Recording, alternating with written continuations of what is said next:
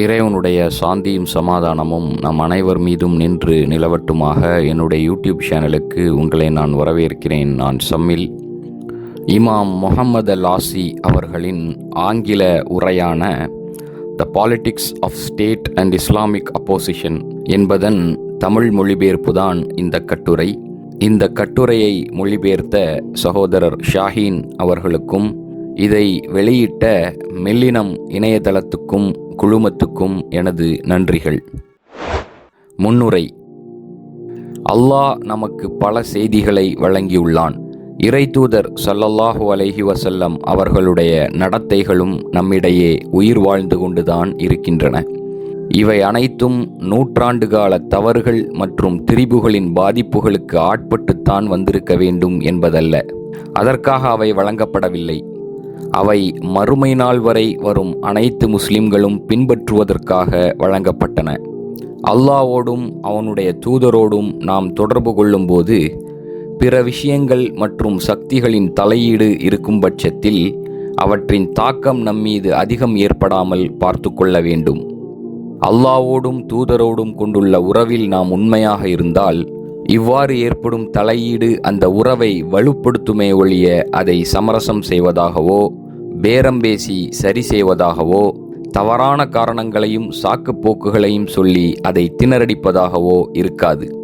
நம் மனங்களிலும் முஸ்லிம்களாகிய நம் பொது புத்தியிலும் பல அடுக்குகளாக படிந்துவிட்ட மரபுகளையும் நியாயம் கற்பிக்கும் வாதங்களையும் தோலுரிக்கும் நம் தொடர் முயற்சியின் முன்னுரையாக இதை சொல்லிக்கொள்ள விரும்புகிறேன். அவ்வகையில் நாம் பெற்றுள்ள தகவல்களை சுத்திகரிக்கவும் கடந்த காலங்களிலும் கடந்த கால தலைமுறைகளிலும் கலந்துவிட்ட மாசினை அகற்றவும் நாம் முயற்சி செய்வோம். அல்லாஹ்வின் மேற்பார்வையில் நம் வரலாற்றின் அங்கமாகிவிட்ட அரசியல் பிறழ்வின் விளைவாக முன்வைக்கப்பட்ட ஒரு சூழ்ச்சியின் மீது இம்முறை நாம் கவனம் செலுத்துவோம். ஆரம்பகால வரலாற்றில் ஹலீஃபாக்களின் நிர்வாகத்துக்கு பிறகு முஸ்லிம்கள் தவறான ஆட்சி முறைக்கு உள்ளாயினர் என்று நாம் கூறினோம். புலம்பெயர்வு அதாவது ஹிஜ்ரத் நிகழ்ந்து 41வது ஆண்டு கருத்தொற்றுமையின் ஆண்டு, அதாவது ஆம் அல் ஜமாஅத் என்று போலியாக குறிப்பிடப்படுகிறது. இது நம் வரலாற்றில் படிந்துவிட்ட மற்றொரு கரையாகும். அந்த ஆண்டில்தான் அதிகாரத்துக்கு வருவதற்கு சட்டப்பூர்வ அங்கீகாரம் பெற வேண்டும் என்ற இஸ்லாமிய முன்மாதிரி தகர்க்கப்பட்டது. அந்த ஹிஜ்ரி 41ஆம் ஆண்டில்தான் முடிவெடுப்பவர்களுக்கும் பொதுமக்களுக்கும் மத்தியில் ஒரு சமூக ஒப்பந்தத்தை ஏற்படுத்தக்கூடிய பொதுமக்களின் கருத்து இல்லாமல் போனது. முஸ்லிம் பொதுமக்கள் விரும்பினாலும் விரும்பாவிட்டாலும் முடிவெடுப்பவர்கள் தங்கள் அதிகாரத்தை அவர்கள் மீது திணித்தனர். சம்பிரதாயத்துக்காக சிலர் அரசருக்கு பையத் அதாவது விசுவாச பிரமாணம் அளிக்கும் நிகழ்வு வெறும் சடங்காகவே நீடித்தது. 1300 ஆண்டுகளாக தொடர்ந்து வரும் இந்த நடைமுறை இன்றளவும் நீடிக்கிறது. அரசர் தன்னைத்தானே பதவியில் அமர்த்தி கொண்ட பிறகு சம்பிரதாயத்துக்காக சிலர் அவருக்கு தம் பையத்தை வழங்குவதை பார்க்கிறோம். முஸ்லிம் பொதுமக்களின் கருத்தை பொறுத்தவரை இந்த நடைமுறையிலிருந்து அது விலக்கியே வைக்கப்படுகிறது. அஹ்லு சுன்னத் வல் ஜமாஅத் கருத்தொற்றுமையின் ஆண்டு என்று அதிகாரப்பூர்வமாக பெயரிடப்பட்ட இந்த ஹிஜ்ரி 41ஆம் ஆண்டில்தான் அரசாங்கங்களை தேர்ந்தெடுப்பது அல்லது அகற்றுவது, ஹலீஃபாக்களுக்கும் இமாம்களுக்கும் பொறுப்பு வழங்குவது போன்ற செயல்பாடுகளிலிருந்து முஸ்லிம்கள் தொடர்பருந்து போயினர். இதற்கு நேர்மாறாக மன்னர்களும் முடியரசர்களும் தங்கள் சொந்த மக்களிடமிருந்து இப்பொறுப்பை களவாடி கொண்டனர். இது நடந்தபோது முஸ்லிம்கள் மீது தன்னை பலவந்தமாக திணித்து கொண்ட மன்னர் சூட்சமமான ஒரு திட்டத்தை கொண்டிருந்தார். இப்போது தனக்கு கிடைத்துவிட்ட வல்லமை, ஆட்சி, அரசாங்கம், அதிகாரம் ஆகியவற்றின் உதவியோடு அந்த திட்டத்தை செயல்படுத்தி முஸ்லிம்களை சூழ்ச்சியில் ஆழ்த்தினார். அது இன்றளவும் செயல்பட்டு கொண்டிருக்கிறது. இந்த காலகட்டத்தில் மன்னராகிவிட்டிருந்த முஆவியா இப்னு அபூ சுஃபியான் தன் கட்சிதான் அஹ்லு சுன்னத் வல் ஜமாஅத், அதாவது சுன்னத்தையும் முஸ்லிம் பொதுக்கருத்தையும் சார்ந்த மக்கள் என்றார். எனவே அவருக்கு எதிராக இருப்பவர்கள் அனைவரும் இங்கு இயல்பாகவே அஹ்லு சுன்னத் வல் ஜமாஅத்துக்கு எதிரானவர்களாக ஆகிவிடுகின்றனர். அரசு இயந்திரங்களின் உதவியின்றி இது முஸ்லிம்களது வாழ்வின் அங்கமாக மாறியிருப்பது சாத்தியமில்லை. சாதாரணமாக யாரும் வந்து நாங்கள்தான் முஸ்லிம் பொதுமக்களை, முஸ்லிம் பொதுக்கருத்தை, முஸ்லிம் வெகுஜனத்தை பிரதிநிதித்துவப்படுத்துகிறோம் என்று பொதுமைப்படுத்தி சொல்லிவிட முடியாது. அப்படி செய்வதற்கு அவர்களிடம் அதிகாரம், பலம், அரசாங்க துறைகளின் உதவி ஆகியவை இருந்திருக்க வேண்டும். இதை கொண்டு அவர்கள் தங்கள் கருத்தை சாமானிய முஸ்லிம்களுக்கும் ஏற்புடைய அடிப்படை உண்மை போல மாற்றியது மட்டுமில்லாமல் இத்தனை ஆண்டுகாலம் அவர்களை அப்படியே வாழவும் செய்துவிட்டனர். இப்போது உமையாக்களின் இந்த பரப்புரையையும் துலக்காக்களின் கருத்தாதரவு தேடும் முயற்சிகளையும், அதாவது லாபியையும் அருகில் சென்று பார்ப்போம். இங்கு துலக்கா என்போர் மக்கா வெற்றிக்கு பிறகு இறை தூதரால் பொது மன்னிப்பு வழங்கப்பட்டோர் ஆவர். இப்போது, அதாவது ஹிஜ்ரி 41 அவர்கள்தான் முஸ்லிம்களின் ஆட்சியாளர்களாக மாறிவிட்டிருந்தனர். மக்காவாசிகள், அதாவது முஹாஜிர்களோ, மதீனாவாசிகள், அதாவது அன்சாரிகளோ, நபிகளாரின் குடும்பத்தார்கள், அதாவது அஹ்லுல் பைத்துகளோ ஆட்சியாளர்களாக அல்லாமல் இந்த துலக்காக்கள் தான் அப்போது ஆட்சியாளர்களாக இருந்தனர். சுன்னத். இங்கு பயன்படுத்தப்பட்டுள்ள சுன்னத் என்ற பதத்தை விரிவாக பார்ப்பதற்காக நாம் முதலில் அல்லாஹ்வின் வேதத்தில் இதனை பொருத்தி பார்ப்போம். வழி தவறிவிட்ட அரசாங்கங்கள் தாங்கள் இஸ்லாமிய கண்ணோட்டத்தில்தான் இந்த சொல்லை பயன்படுத்துகிறோம் என்று அன்றிலிருந்தே கோரி வருகின்றனர். ஆனால் குர்ஆனில் இடம்பெற்றிருக்கும் சுன்னத் என்ற சொல்லின் பொருளானது முஆவியா உள்ளிட்ட உமையாக்களும், அவர்களுக்கு பிறகு வந்த அப்பாசியர்களும், அவர்களுக்கு பிறகு வந்த ஃபாத்திமியாக்களும், இன்னும் பிற முடியரசர்களும் செய்த பரப்புரையோடு பொருந்தவில்லை. இந்த ஆட்சியாளர்களைத்தான் சிலர் ஹலீஃபாக்கள் என்றும், முஸ்லிம்கள் ஏறக்குறைய 100 ஆண்டுகளுக்கு முன்பு வரை கூட ஹிலாஃபத் ஆட்சியை பெற்றிருந்தனர் என்றும் இன்னமும் கூறிக்கொண்டிருக்கின்றனர். இவர்கள் இஸ்லாமிய அரசாங்கத்தை மீள் உருவாக்கும் அவசரத்தில் இப்படி கூறுகின்றனர் என்பது புரிகிறது. ஆனால் இத்தகைய பார்வை ஹிலாஃபத் காலத்திலிருந்து தொடங்கி ஏறக்குறைய 100 ஆண்டுகளுக்கு முன்னர் இல்லாமலான மத்திய இஸ்லாமிய அதிகார காலம் வரை இருந்த ஆட்சியை நுணுகி ஆராயும் பார்வை ஆகாது. சுன்னத் என்று அல்லாஹ் குர்ஆனில் குறிப்பிட்டுள்ள சில வசனங்களை பார்ப்போம். அல்லாஹ் கூறுகிறான், ஃபலன் தஜித லி சுன்னத்தில்லாஹி தப்தீலா. அல்லாஹ்வின் சமூக விதிகளுக்கு பதிலாக மாற்று வழி எதையும் நீர் காண மாட்டீர். திருக்குர்ஆன் 35:43. இங்கு சுன்னத் என்பது அல்லாஹ்வின் சமூக விதிகளை குறிக்கிறது. ஆனால் ஹிலாஃபத்திலிருந்து விலகிச் சென்ற முதல் அரசியல் நிர்வாகம் அஹ்லு சுன்னத் வல் ஜமாஅத் என்ற பதத்தை பயன்படுத்திய விதம் அல்லாஹ்வின் சமூக விதிகளை குறிப்பதாக இல்லை. அல்லாஹ்வின் சமூக விதிகள் மற்றும் சட்டங்களை சார்ந்த மக்கள் என்று நினைத்து யாரும் அஹ்லு சுன்னத் வல் ஜமாஅத் என்ற சொற்றொடரை புரிந்து கொள்வதில்லை. அந்த வசனம் கூறுவதாவது, வலன் தஜித லி சுன்னத்தில்லாஹி தஹ்வீலா. நம்முடைய சமூக விதிகளின் திசையில் எந்த மாற்றத்தையும் நீர் காண மாட்டீர். திருக்குர்ஆன் 35:43. முஸ்லிம் உள்ளங்கள் அனைத்தும் சமூகத்தில் நிலவும் அல்லாஹ்வின் ஒழுங்குமுறை சட்டங்களை, அதாவது சமூகங்களின் எழுச்சியையும் வீழ்ச்சியையும் குறிப்பதாகவே இந்த வசனத்தை புரிந்து கொள்ளும். ஆனால் சுன்னத் என்ற சொல்லுக்கான இந்த குர்ஆனிய டெஃபினிஷனை, விளக்கத்தை உமையா பரப்புரை ஏற்றுக்கொள்வதுமில்லை, அனுமதிப்பதுமில்லை. இன்னொரு திருக்குர்ஆன் வசனம் இப்படி வருகிறது, கது ஹலத் மின் கபிலிக்குமுஸ் சுனன். அல்லாஹ்வின் சமூக விதிகள் உமக்கு முன்னரே செயல்பட்டுள்ளன. திருக்குர்ஆன் 3:137. சுனன் என்பது சுன்னத் என்பதன் பன்மையாகும். அல்லாஹ்வின் சமூக விதிகள் உமக்கு முன்னரே செயல்பட்டுள்ளன என்று அல்லாஹ் கூறுகிறான். மனித வாழ்வில் அல்லாஹ்வின் சமூக விதிகள் செயல்பட்ட நிகழ்வுகள் பற்றி ஏராளமான வரலாறுகள் உள்ளன. மீண்டும் சுன்னத் என்ற சொல்லுக்கு குர்ஆனில் காணப்படும் அர்த்தம் அஹ்லு சுன்னத் வல் ஜமாஅத்துக்கு உமையாக்கள் செய்யும் பரப்புரையை உறுதி செய்வதாகவோ விளக்குவதாகவோ இல்லை. அடுத்து ஹதீஸுகளை பார்ப்போம். சஹீ முஸ்லிமில் சஹீ தரத்தை பெற்ற ஒரு ஹதீஸ் இவ்வாறு கூறுகிறது, இஸ்லாத்துக்குள் யார் ஒரு நன்மையான சமூக வழக்கத்தை தொடங்கி வைப்பாரோ அவர் அதற்கான வெகுமதியை பெறுவார். யார் தவறான எதிர்மறையான சமூக வழக்கத்தை தொடங்கி வைப்பாரோ அவர் அதற்கான மோசமான விளைவுகளை எதிர்கொள்வார். இந்த ஹதீஸில் சுன்னத் என்பது சமூக வழக்கத்தை குறிக்கிறது. இங்கு இந்த சொல்லுக்கு நாட்டின் உயர் அதிகாரத்தில் இருக்கும் அரசியல் நெறி பிறழ்ந்தவர்கள் கூறும் அர்த்தத்தை நாம் காண முடியவில்லை. ஆக சுன்னத் என்ற சொல் குர்ஆனிலும் சரி, இறை தூதரின் கூற்றுகளிலும் சரி, ஹிலாஃபத் முறையிலிருந்து உடைந்து சென்ற பரப்புரையோடு ஒத்துப்போகவில்லை என்று பார்க்கிறோம். இன்னும் சான்றுகள் வேண்டுமெனில் நம் இஸ்லாமிய வரலாற்றை பார்ப்போம். அஹ்லு சுன்னத் வல் ஜமாஅத்தும் 4 இமாம்களும்.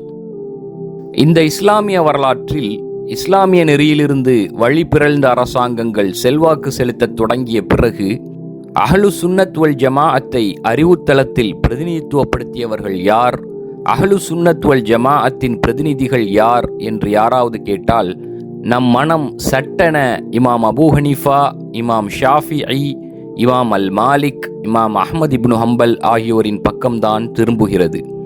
அல்லாஹ் மற்றும் அவனுடைய தூதரின் தாக்கத்துக்கு பதிலாக அடுத்தடுத்து வந்த வழி பிறழ்ந்த அரசாங்கங்களின் தாக்கத்துக்கு உள்ளான நாம் அஹ்லு சுன்னத் வல் ஜமாஅத்தை இந்த 4 இமாம்களோடு அடையாளப்படுத்துகிறோம். ஆனால் அரசாங்கங்கள் பயன்படுத்தும் சொற்களான அஹ்லு சுன்னத் வல் ஜமாஅத் என்பது இந்த 4 இஸ்லாமிய அறிஞர்களுக்கு தொடர்பு இல்லாதது என்னும் உண்மையை நாம் அறியும் போது மீண்டும் ஒரு வரலாற்று நெருக்கடியை நாம் சந்திக்கிறோம். ஏனெனில் இந்த அறிஞர்களின் அறிவுசார் படைப்புகளை அஹ்லு சுன்னத் வல் ஜமாஅத் என சொல்லப்படுவதோடு தொடர்புபடுத்தும் ஒரே ஒரு மேற்கோளை கூட இவர்கள் எவரிடமிருந்தும் நம்மால் பார்க்க முடியவில்லை. அவர்கள் சிந்தனை பள்ளிகளை, அதாவது மதுஹபுகளை கொண்டிருந்தனர். யார் யார் எந்தெந்த மதுஹபோடு உடன்பட்டார்களோ அவர்கள் அந்தந்த ஆளுமையோடு அடையாளம் காணப்பட்டனர். ஆக ஒருவர் ஹனஃபி என்றோ, ஷாஃபிஈ என்றோ, மாலிக்கி என்றோ, ஹம்பலி என்றோ அறியப்பட்டார். அன்று உமையா மற்றும் அப்பாசிய அரச வம்சத்தின் கீழ் அவர்கள் வாழ்ந்து கொண்டிருந்த போது ஒரு பக்கம் அல்லாஹ், இறை தூதர், குர்ஆன் மற்றும் இறை தூதரின் கூற்றுகளிலிருந்து பெறப்பட்ட சமூக நீதி, அரசியல் முறைமை ஆகியவற்றோடு அடையாளம் காணப்படுவதற்கும், மறுபக்கம் அதிகாரத்தை அபகரித்த ஆட்சியாளர்களோடு அடையாளம் காணப்படுவதற்கும் மத்தியில் வேறுபாடு இருந்தது. இந்த வேறுபாட்டை முஸ்லிம்கள் கவனமாக கருத்தில் கொள்வதை அரசாங்கங்கள் விரும்பவில்லை. அரசியல் வசதிக்காக அரசாங்கங்கள் பெயர் சூட்டிய அஹ்லு சுன்னத் வல் ஜமாஅத் என்பதற்கும் பிரபலமான சட்டவியலாளர்களின் அறிவுசார் படைப்புகளுக்கும் மத்தியில் இருந்த வேறுபாட்டை அவை மழுங்கடிக்க விரும்பின. அபூ ஹனீஃபா, அஷ்-ஷாஃபிஈ, இன்னும் ஓரளவுக்கு அல் மாலிக், இப்னு ஹம்பல் ஆகியோரின் வாழ்க்கையை பார்த்தால் அவர்கள் அனைவருமே நிறுவப்பட்ட அரசியல் அமைப்புக்கு எதிராக இருந்தனர் என்று பார்க்க முடிகிறது. அவர்கள் தம் காலத்து உமையா, அப்பாசிய ஆட்சிகளுக்கு எதிராக இருந்தனர். அஹ்லுல் பைத் வம்சாவளியில் வந்த இப்ராஹிம் மற்றும் முஹம்மது அன்-நஃப்சு ஜக்கியாவின் அரசியல் எதிர்ப்புக்கு அபூ ஹனீஃபா பொருளாதார, தார்மீக ஆதரவளித்தார். அதுபோல் முஹம்மது அன்-நஃப்சு ஜக்கியாவின் படையில் சேர்வது குறித்து இமாம் மாலிக்கிடம் மதீனா முஸ்லிம்கள் வினவிய போது இமாம் மாலிக் அன்-நஃப்சு ஜக்கியாவின் கிளர்ச்சிக்கு ஆதரவாக ஃபத்வா கொடுத்து முஸ்லிம்களை அவரது படையுடன் இணைந்து கொள்ளும்படி ஊக்குவித்ததையும் நாம் பார்க்கிறோம். குறிப்பு: முஹம்மது அன்-நஃப்சு ஜக்கியா மற்றும் இப்ராஹிம் இவர்கள் இருவருமே இமாம் ஹசன் ரதியல்லாஹு அன்ஹு அவர்களின் பேரர்களாவர். அப்பாசிய மன்னர் அபூ ஜாஃபர் அல் மன்சூருக்கு எதிராக கிளர்ச்சி செய்த இவர்கள் அரச படைகளால் கொல்லப்பட்டனர். இதை ஒத்த மற்றொரு அரசாங்கம் அஷ்-ஷாஃபிஈக்கு மரண தண்டனை விதித்து கிட்டத்தட்ட கொலை செய்ய இருந்தது. கடைசி நேரத்தில் நண்பர் ஒருவர் அளித்த நற்சான்றின் பேரில் அஷ்-ஷாஃபிஈ விடுவிக்கப்பட்டார். அபூ ஹனீஃபா, அஷ்-ஷாஃபிஈ அளவுக்கு அல் மாலிக்கும் இப்னு ஹம்பலும் தீவிரத்துடன் எதிர்ப்பியக்கத்தில் ஈடுபடவில்லை என்றாலும் அவர்களும் தம் கால அரசாங்கங்களுக்கு எதிரான எதிர்ப்பியக்கத்தில் ஓரளவு ஈடுபாட்டோடுதான் இருந்தனர். அதனால் சிறையில் அடைக்கப்பட்டு சித்திரவதைக்கு உள்ளாகினர். பிறகெப்படி அரசாங்க ஆதரவில் உருவான அஹ்லு சுன்னத் வல் ஜமாஅத் என்பதில் அவர்கள் சேர்க்கப்படுவார்கள்? நிச்சயம் அவர்கள் இதில் சேர்க்கப்படவில்லை. இந்த அரசாங்கங்களும் முடியாட்சிகளும் எந்த அர்த்தத்தில் நாம் இச்சொல்லை புரிந்து கொள்ள வேண்டும் என்று விரும்புகின்றனவோ அந்த அர்த்தத்தில் இந்த சொல் குர்ஆனிலும் இல்லை, இறை தூதரின் உறுதிப்படுத்தப்பட்ட வழிமுறையிலும், அதாவது சுன்னாவிலும் இல்லை. இன்னொரு புறம் ஷியாக்கள் என்று தங்களை அழைத்துக் கொள்பவர்களுக்கும் இது பொருந்தும்.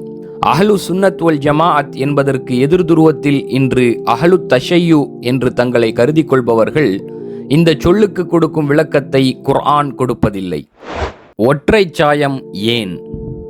அடுத்ததாக அஹ்லு சுன்னத் வல் ஜமாஅத் என்று இந்த அரசாங்கங்கள் கூறும் அமைப்புக்கு ஒற்றை சாயம் பூசும் முயற்சியையும் நாம் கேள்விக்கு உட்படுத்துகிறோம். இந்த கருத்தை அப்படியே ஏற்றுக்கொள்ளாமல் நாங்கள் இந்த பரப்புரையை ஏற்க மாட்டோம் என்று சொல்வதற்கு தேவையான அறிவையும் தகவல்களையும் குர்ஆனிலிருந்தும் இறை தூதரிடமிருந்தும் நாம் பெற வேண்டும். அரசாங்கங்கள் சொல்லும் அஹ்லு சுன்னத் வல் ஜமாஅத்தின் மக்களை அருகில் சென்று பார்த்தால் பரவலான முஸ்லிம்களை கொண்ட இதற்குள்ளாகவே தீவிரமான வேறுபாடுகள் இருப்பதை காண முடிகிறது. இதில் முதல் தீவிர வேறுபாடு அஷாயிரா என்போருக்கும் முஅ்தஸிலா என்போருக்கும் இடையே ஏற்பட்டது. வருந்தத்தக்க விதத்தில் இது இறை நிராகரிப்பு குற்றச்சாட்டுகள் சுமத்தும் அளவுக்கு எல்லை மீறிச் சென்றது. வரலாற்றில் இதை பார்க்கிறோம் என்பது ஒருபுறம் என்றால், இன்றும் கூட இதை பார்த்து கொண்டுதான் இருக்கிறோம். இப்படி செய்வது சரியல்ல. அப்பாசிய மன்னராட்சி காலத்தில் முஸ்லிம் பொதுமக்கள் இவ்விரு சிந்தனை போக்குகளுக்கிடையில் சம அளவில் பிரிந்து நின்றபோது பெரும் நெருக்கடி ஏற்பட்டது. குர்ஆன் படைக்கப்பட்டதா இல்லையா என்ற கேள்வியை ஒட்டி அவர்களிடையே இருந்த கருத்து வேறுபாடுகள் உச்சத்தை அடைந்தன. பல லட்சம் மக்களை கொண்டிருந்த இந்த இரு சாராரும் மோதலில் ஈடுபட்டு ஒருவருக்கு எதிராக ஒருவர் இறை நிராகரிப்பு முத்திரை குத்தும் அளவுக்கு நிலைமை தீவிரமாகியது. குர்ஆன் படைக்கப்பட்டதல்ல என்று அஷாயிராக்களும் படைக்கப்பட்டதுதான் என்று முஅ்தஸிலாக்களும் கூறினர். இவ்விரு கருத்துகளும் தமக்கான நியாயங்களையும் விளக்கங்களையும் வாதங்களையும் கொண்டிருக்கத்தான் செய்தன. உள்ளுக்குள்ளாக இந்த வேறுபாடுகள் இருக்க இவை அனைத்துமே அஹ்லு சுன்னத் வல் ஜமாஅத் என்ற பொதுப்படுத்தப்பட்ட அரசாங்க லேபலின் கீழ்தான் நடந்தது என்பதை நாம் மறந்துவிடக்கூடாது. மேலும் ஹம்பலி சிந்தனை பள்ளி அல் அஷாயிராவோடு தீவிர கருத்து வேறுபாடுகளை கொண்டிருந்தது.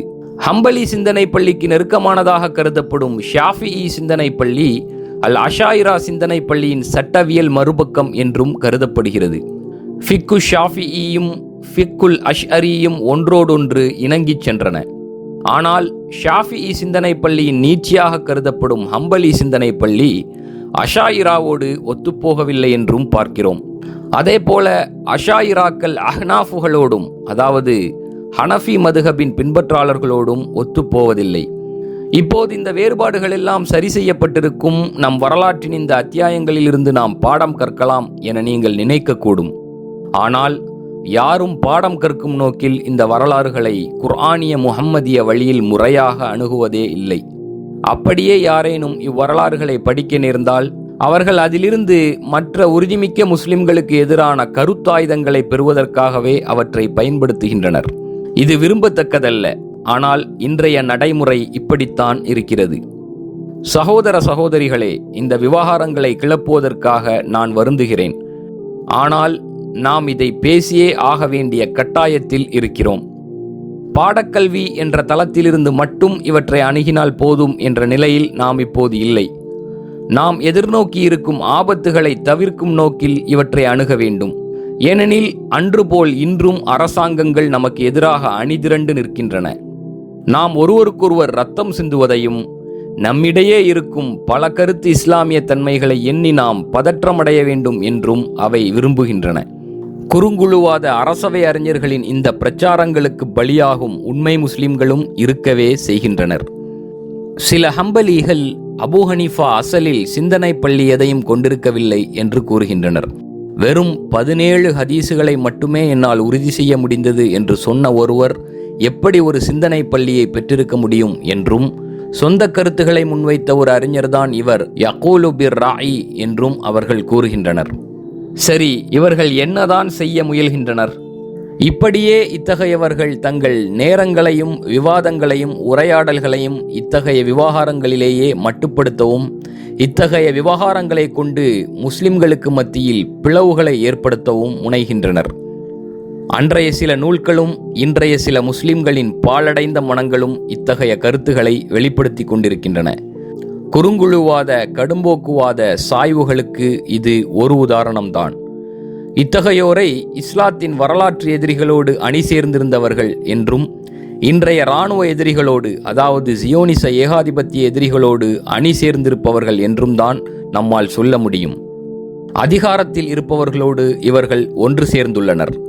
இப்படி நாம் சொல்வதற்கு காரணம், முஸ்லிம்கள் பிரிந்தே இருக்க வேண்டும், தங்களுக்கு மத்தியில் இத்தகைய விவகாரங்களில் சண்டையிட்டு கொண்டே இருக்க வேண்டும் என்ற இஸ்லாத்தின் எதிரிகளுடைய அஜெண்டாவை பூர்த்தி செய்யும் விதத்திலேயே இவர்களுடைய செயல்பாடுகளும் பிரச்சாரங்களும் பரப்புரைகளும் விவாதங்களும் இருக்கின்றன. பொதுவான விரிவான பொருள் கொண்டது என்ற பீடிகையில் அரசாங்கங்கள் பயன்படுத்திய அஹ்லு சுன்னத் வல் ஜமாஅத் என்பது குறித்து பார்க்கும் நாம் அதன் மற்றொரு பகுதியாக அஹ்லுல் ஹதீஸ் பற்றியும் பார்ப்போம். இறை தூதரோடு தொடர்புபடுத்தும் ஹதீஸுகளை உறுதிப்படுத்தி சரிபார்க்கும் முயற்சியில் வாழ்நாள் முழுதும் உழைத்த அறிஞர்கள் இருந்தனர். இவ்வகை அறிஞர்கள் அஷ்ஷாஃபிஈயை நம்பகமற்றவர்கள் என்று கருதினர். இதன் காரணமாக அஷ்ஷாஃபிஈ வழியாக அறிவிக்கப்படும் ஒரு ஹதீஸ் கூட இல்லாமல் போய்விட்டது. ஹதீஸ் நூல்களை பார்த்தால் அஷ்ஷாஃபிஈ அறிவிப்பாளராக, அதாவது ராவியாக இடம்பெறும் ஒரு சஹீஹான ஹதீஸ் கூட இருக்காது. அவர்களுடைய பழைய நூல்களிலிருந்தே நான் மேற்கோள் காட்டுகிறேன். அஹ்லுல் ஹதீஸ் கூறுவதாவது, அஷ்ஷாஃபிஈ மின துஅஃபா வல் மத்ரூகீன். சரி, இதற்காக என்ன செய்ய முடியும்? இவை எதையுமே கண்டுகொள்ளாமல் அறிஞர்களுக்கு பதிலாக அந்த அறிஞர்களை தங்கள் சொந்த லாபத்துக்காக பயன்படுத்தும் அரசாங்கங்களோடு நாம் தோழமையோடு இருக்க வேண்டும் என்றுதான் நம்மிடமிருந்து எதிர்பார்க்கப்படுகிறது. அஹ்லு சுன்னத் வல் ஜமாஅத்தும் 4 ஹலீஃபாக்களும். அடுத்து மற்றொரு தளத்திலிருந்து இதை பார்ப்போம். இறை தூதருக்கு பிறகு வந்த 4 ஹலீஃபாக்களின் சட்டப்பூர்வ தன்மையை யாரெல்லாம் ஏற்றுக்கொள்கிறார்களோ அவர்கள் அனைவரும் அஹ்லு சுன்னத் வல் ஜமாத்தை சார்ந்தவர்கள் என்று அவர்கள் அரசியல் ஆதாயம் பெறும் நோக்கத்தில் கூறுகின்றனர். ஆனால் முஸ்லிம் பொதுமக்களிடையே அபூபக்கர், உமர், உஸ்மான், அலி ரதியல்லாஹு அன்ஹும் ஆகியோரின் சட்டப்பூர்வ தன்மையை ஏற்றுக்கொண்ட சில உறுதியான தோழமை குழுக்களும் அல்லது சமூக போக்குகளும் கூட இருந்தன. அவற்றை இந்த அரசாங்கங்கள் அஹ்லு சுன்னத் வல் ஜமாஅத் என்பதில் சேர்த்து கொள்ளவில்லை. உதாரணமாக ஜெய்தி ஷியாக்கள் இருக்கிறார்கள். இந்த ஜெய்தி ஷியாக்கள் 4 ஹலீஃபாக்களின் சட்டப்பூர்வ தன்மையை ஏற்றுக்கொள்கின்றனர். அவர்களை ஏன் இந்த அரசாங்கங்கள் அஹ்லு சுன்னத் வல் ஜமாஅத்தில் சேர்க்கவில்லை? பிற்காலத்தில் ஹவாரிஜிகள் என்று அறியப்பட்டவர்களுள் ஒரு பகுதியினரும் 4 ஹலீஃபாக்களின் சட்டப்பூர்வ தன்மையை ஏற்றுக்கொண்டனர். ஆனால் அவர்களும் இதில் சேர்க்கப்படவில்லை. பகுத்தறிவு சிந்தனை பள்ளியை உருவாக்கிய முஅத்தஸிலாக்களும் 4 ஹலீஃபாக்களின் சட்டப்பூர்வ தன்மையை ஏற்றுக்கொண்டனர். ஆனால் தம் கால அரசாங்கங்களை ஆதரித்தவர்களின் பட்டியலில் இவர்கள் இல்லை. இவர்களையும் இந்த அரசாங்கங்கள் அஹ்லு சுன்னத் வல் ஜமாஅத்தில் சேர்க்கவில்லை. ஆக நம்மிடையே உருவாகி கொண்டிருக்கும் பிரிவினைக்கு வலு சேர்க்கும் இத்தகைய அடிப்படை பிரச்சனைகளை களையெடுப்பதிலிருந்து முஸ்லிம்களின் கவனம் சிதறியே இருக்க வேண்டும் என்பதுதான் இவர்களின் நோக்கம். கைலான் அத்திமஷ்கியின் அரசியல் எதிர்ப்பியக்கம் ஒரு பார்வை. எளிதாக விளங்கிக் கொள்ள உதவும் என்பதால் ஒரு நிஜ மனிதரின் உதாரணத்தை பார்ப்போம். நம்மில் பெரும்பாலோர் கேள்விப்படாத அல்லது கேள்விப்பட்டிருந்தாலும் அதிக விவரம் அறியப்படாத ஒருவரின் வரலாற்றை பார்ப்போம். அவருடைய பெயர் கைலான் அத்திமஷ்கி. அவர் டமஸ்கஸில் வாழ்ந்து கொண்டிருந்தார். அசலில் அவர் எகிப்திலிருந்து வந்தவர் என்று சொல்லப்படுகிறது. அவர் ஒரு கோப்டிக் கிறிஸ்தவராக கூட இருந்திருக்கலாம், அதாவது பண்டைய எகிப்திய கிறிஸ்தவராக கூட இருந்திருக்கலாம். எது எப்படி இருப்பினும் இப்போது அவர் உறுதிமிக்க ஒரு முஸ்லிமாக உமையா மன்னராட்சியின் கீழ் வாழ்ந்து கொண்டிருந்தார். இந்த உமையா மன்னராட்சி முஸ்லிம் பொதுமக்களிடையே அல் ஜபரியா என்றொரு போக்கை ஆதரித்து பரப்பிய போது அவர் அதை எதிர்த்தார். ஏற்கனவே விதிக்கப்பட்டு விட்டது என்ற காரணத்தால் தான் மக்கள் ஒவ்வொரு செயலையும் செய்கின்றனர் என்ற கோட்பாடு அன்று பெரும் விவாதமாக விளங்கியது. அதாவது, ஒருவர் ஆட்சிக்கு வருகிறார் என்றால் அவர் ஆட்சிக்கு வர வேண்டும் என அல்லாஹ் விதித்துள்ளான். எனவே முஆவியா பதவிக்கு வந்தால் அதற்கு காரணம் அல்லாஹ் அவ்வாறே விதித்துள்ளான். அதை யாரும் கேள்விக்குட்படுத்த முடியாது என்பதுதான் இந்த கோட்பாடு. இத்தகைய கோட்பாடு இஸ்லாமிய நம்பிக்கையின், அதாவது ஈமானின் செயல் துடிப்பு மிக்க பகுதியை நீக்கிவிட்டது. இப்போது இந்த ஜபர் சிந்தனையின் காரணமாக வாலிமுக்கும் மதுலூமுக்கும் இடையே, அதாவது ஒடுக்குபவருக்கும் ஒடுக்கப்பட்டவருக்கும் இடையே இணக்கம் ஏற்பட்டுவிட்டது. இதன் நீட்சியாக சமூக நீதி பிரச்சனைகளை எல்லாம் யாரும் வெளிப்படையாக பேசவில்லை. ஆனால் கைலான் அத்திமஷ்கி இந்த விவகாரத்தை வெளிப்படையாக பேசினார். ஹசன் இப்னு முஹம்மது இப்னுல் ஹனஃபியா இப்னு அலி இப்னு அபூ தாலிபின் செல்வாக்குக்கு அவர் ஆட்பட்டிருந்தார் என்று சொல்லப்படுகிறது. அதாவது அலி ரதியல்லாஹு அன்ஹு அவர்களுடைய கொள்ளுப்பேரனின் செல்வாக்குக்கு அவர் ஆட்பட்டிருந்ததாக சொல்லப்படுகிறது. இன்று இருப்பது போல அன்றும் அரசியல் நெறிப்பிரழ்வுக்கு எதிரான ஒரு இஸ்லாமிய எதிர்ப்பு இருந்தது. அன்றும் இன்றும் இஸ்லாமிய எதிர்ப்பு இருந்து வருகிறது என்பதை நாம் இங்கு கவனிக்க வேண்டும்.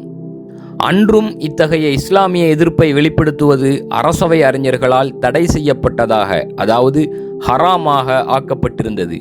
அது இன்றும் தொடர்கிறது. இன்றும் ஆட்சியாளர்களுக்கு எதிராக இஸ்லாமிய எதிர்ப்பை வெளிப்படுத்துவது அரசவை அறிஞர்களால், அதாவது ஸ்காலர்ஸ் ஃபார் டாலர்ஸால் தடை செய்யப்படுகிறது. ஆனால் கைலான திமஷ்கி இதை ஏற்றுக்கொள்ளவில்லை. மனிதர்கள் தங்கள் செயல்களுக்கு பொறுப்பானவர்கள் என்று அவர் நம்பினார். அரசாங்கம் ஆதரவளித்த அந்த முன்விதி கோட்பாட்டின் காரணமாக யாரும் எதையும் செய்வதில்லை என்றார் அவர். அப்படி இருந்தால் எந்த ஒரு செயலுக்கும் யாரையும் பொறுப்பாக்க முடியாது. இது அல்லாவின் பண்புகளாகிய அல் அதில், அர் ரஹீம், அல் கஹார் போன்றவற்றுக்கு முரணாக இருக்கிறது. சுய விருப்பத் தேர்வின்றி அல்லாஹ் விதித்துள்ளான் என்பதாலேயே ஒவ்வொரு செயலையும் நாம் செய்கிறோம் என்று ஒவ்வொருவரும் நம்பினால் என்ன நடக்கும்? அல்லாவின் வசனம் தெளிவாக இருக்கிறது. ஃபமன் ஷாஅ ஃபல்யுமின் வமன் ஷாஅ ஃபல்யக்ஃபுர். யார் விரும்புகிறாரோ அவர் நம்பிக்கை கொள்ளட்டும், யார் விரும்புகிறாரோ அவர் நிராகரிக்கட்டும். திருக்குர்ஆன் 18:29. அதுபோல் இன்னொரு திருக்குர்ஆன் வசனம் இப்படி வருகிறது. வநஃப்ஸின் வமா ஸவ்வாஹா ஃபஅல்ஹமஹா ஃபுஜூரஹா வதக்வாஹா கத் அஃப்லஹ மன் ஸக்காஹா வகத் ஹாப மன் தஸ்ஸாஹா. ஆத்மாவின் மீதும் அதை ஒழுங்குபடுத்தியவன் மீதும் சத்தியமாக, அப்பால் அல்லாஹ் அதற்கு அதன் தீமையையும் அதன் நன்மையையும் உணர்த்தினான். அந்த ஆத்மாவை பரிசுத்தமாக்கியவர் திடமாக வெற்றியடைந்தார். ஆனால் எவர் அதை பாவத்தில் புகுத்தினாரோ அவர் திட்டமாக தோல்வியடைந்தார். திருக்குர்ஆன் 91:7-10. திருக்குர்ஆனில் காணப்படும் அல்லாவின் இச்சொற்களில் தேர்வு செய்யும் சுதந்திரம், விரும்பும் சுதந்திரம், கருத்து சுதந்திரம் இருப்பதை பார்க்க முடிகிறது. இன்னொரு திருக்குர்ஆன் வசனம் சொல்கிறது, ஒமா தஷாஊன் இல்லா அன் யஷா அல்லாஹ். எனினும் அல்லாஹ் நாடினால் அன்றி நீங்கள் நாடமாட்டீர்கள். திருக்குர்ஆன் 76:30. அல்லாஹ் நாடுவதை மட்டுமே நீங்களும் நாடுவீர்கள், செய்வீர்கள் என்று ஜபரியா சிந்தனை கொண்டவர்களைப் போல இந்த வசனம் விளங்கிக் கொள்ளப்படுவதில்லை. மாறாக மனிதன் நம்பிக்கை அல்லது நிராகரிப்பு இவ்விரண்டில் எதை தேர்ந்தெடுத்தாலும் அவனுடைய விருப்பத்தின் இறுதி விளைவு எப்படி பார்த்தாலும் அல்லாவின் நாட்டத்தோடு பொருந்தி போகும் என்றுதான் இவ்வசனம் பொருள்படுகிறது. அவன் நல்லதை செய்தால் அவனுக்கு வெகுமதி வழங்குவதும், தீயதை செய்தால் அவனை தண்டிப்பதும் தான் அல்லாவின் நாட்டமாகும். ஆனால் அரசாங்கத்தால் அங்கீகரிக்கப்பட்ட வேறொரு கோட்பாடு அன்று நிலவிய போது அதற்கு எதிரான அரசியல் எதிர்ப்பும் இருந்தது. இந்த எதிர்ப்பு பற்றிய செய்தி நமக்கு தெரிந்துவிடக்கூடாது என்றும், அத்தகைய எதிர்ப்பின் நீட்சி இன்று தொடர்ந்துவிடக்கூடாது என்றும் சிலர் செயல்படுகின்றனர். தெளிவாகவும் அப்பட்டமாகவும் வழி தவறும்போது கூட யாரும் எதிர்ப்பை வெளிக்காட்டக்கூடாது என்று எல்லா முஸ்லிம் ஆட்சியாளர்களும் கூறுகின்றனர். அவர்கள் இஸ்லாத்தின் மீது தாக்குதல் தொடுக்கும் நோக்கத்தில் குர்ஆனில் இடம்பெறும் சொற்களை வீரியமிழக்கச் செய்ய முயல்கின்றனர். அல் முஷ்ரிக், அல் காஃபிர் போன்ற சொற்களெல்லாம் சிறு சிறு கீழ்மட்ட விவகாரங்களோடு சுருக்கப்பட்டு முனை மழுங்கடிக்கப்பட்டு விட்டன. இந்த சொற்களுக்கு உரிய அசல் விளக்கங்கள் எதுவும் இப்போது இல்லை. அப்படியே இருந்தாலும் அவை தற்காலத்தில் யதார்த்த உலகை பிரதிபலிக்காமல் சடங்குகளை மட்டுமே பிரதிபலிக்கின்றன. வரலாற்று ரீதியான அர்த்தங்களை மட்டுமே சுமந்து நிற்கின்றன. ஆக இவை அனைத்திலிருந்தும் கைலான திமஷ்கி மாறுபட்டார். ஈமானின் மதிப்பு நம் செயலிலும் தீர்மானங்களிலும் தான் இருக்கிறது என்றும், அல்லாவையோ இஸ்லாத்தையோ தெரிந்து வைத்திருப்பதில் மட்டுமே அது இல்லை என்றும் அவர் கருதினார். இது அவரை அன்றைய அரசாங்கத்துக்கு நேர் எதிராக நிறுத்தியது. மக்கள் மத்தியில் பிரபலமடைந்த அவர் பிரச்சாரம் செய்யத் தொடங்கினார். 2000 பக்கங்கள் அளவுக்கு நூல்களை எழுதினார். எனினும் அந்த நூல்களில் ஒன்று கூட இன்று மிஞ்சவில்லை. அரசாங்கங்களோடு முரண்படும் மக்களின் நிலைமை என்னவாகும் என்பதற்கு இது சிறந்த சான்றாகும். டமஸ்கஸில் மக்கள் இயக்கத்தை தொடங்கிய அவர் மேலும் பிரபலமடைவதை கண்ட அரசாங்கம் அவரை சரிகட்ட முடிவெடுத்தது. அவர் தப்பியோடி தலைமறைவானார். ஆனால் அவர்கள் அவரை விடாது துரத்தினர். அதிகாரிகள் அவரை கைது செய்வதற்கு முன்னர் 5ஆம் நேர்வழி நின்ற ஹலீஃபா என்று கருதப்படும் உமர் இப்னு அப்துல் அசீஸோடு அவர் ஒரு ஒப்பந்தம் செய்து கொண்டார். அவர்கள் இருவரும் சந்தித்து உரையாடினர்.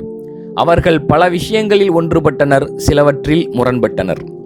நாம் ஹிஜ்ரி 99 முதல் 102 வரையான 3 ஆண்டு காலத்தை பற்றி பேசிக்கொண்டிருக்கிறோம். உமர் இப்னு அப்துல் அசீஸ் காலத்தில் அரசியல் சூழல் மாறியது. எதிர்க்கட்சியினர் தமக்கு தோன்றியதை வெளிப்படையாக பேசலாம் என்ற நிலைமை உருவானது.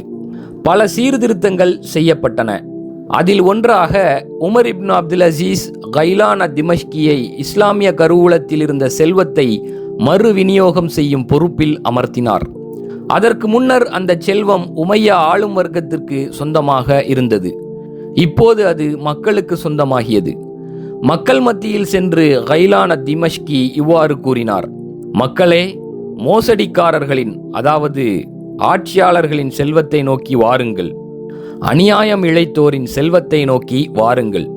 இவை அனைத்தும் பொதுவெளியில் சொல்லப்பட்டன.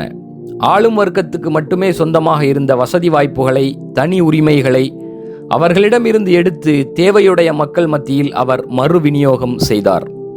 கைலான் ஒருமுறை டமஸ்கஸின் பொதுச்சதுக்கத்தில் இவ்வாறு பேசிக்கொண்டிருந்ததை கேட்ட ஹிஷாம் இப்னு அப்துல் மலிக் பின்வருமாறு கூறினார்: இந்த நபர் என்னை தூற்றுகிறார், என் குடும்பத்தையும் என் முன்னோர்களையும் தூற்றுகிறார். என் கையில் அதிகாரம் வந்தால் இவருடைய கை கால்களை வெட்டி விடுவேன். அப்போது ஹிஷாம் இப்னு அப்துல் மலிக் மன்னராக பொறுப்பேற்றிருக்கவில்லை. உமர் இப்னு அப்துல் அசீஸின் ஆட்சி 3 ஆண்டுகள் நீடித்தது. அவருடைய குடும்பத்தினரே அவரை எதிர்த்தனர். அவருடைய செயல்களின் விளைவுகள் குறித்து அவரை எச்சரித்தனர். நேர்மையான ஒரு ஆட்சியாளர் நிலைமையை சரி செய்ய முயலும்போது தனது நெருங்கிய வட்டத்தில் இருந்தே மிரட்டல்களை எதிர்கொள்ள நேர்ந்தது.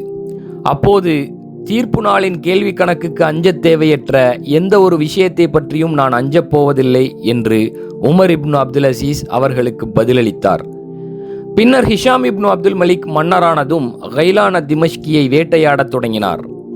கைலானும் அவருடன் இருந்த மற்றொருவரும் மீண்டும் தலைமறைவாகினர்.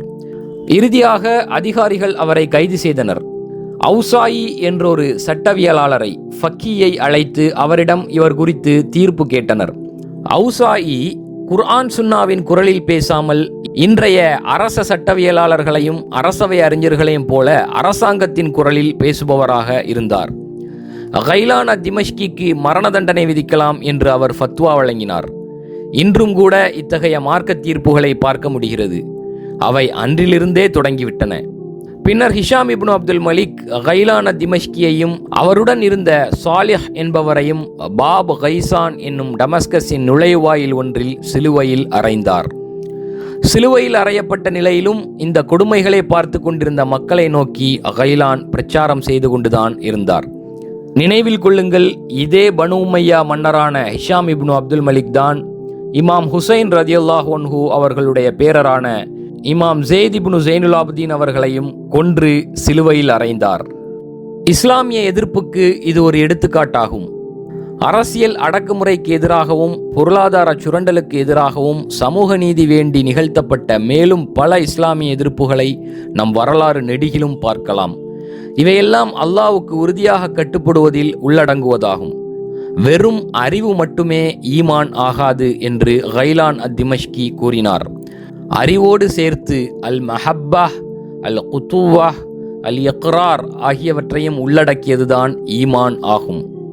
இத்தகைய ஈமான் எப்படி நம்மை வந்தடையப் போகிறது என்பதையும் அது எப்படி ஒரு சமூக செயல்பாடாக மாறப்போகிறது என்பதையும் நாம் பார்க்க விரும்புகிறோம்.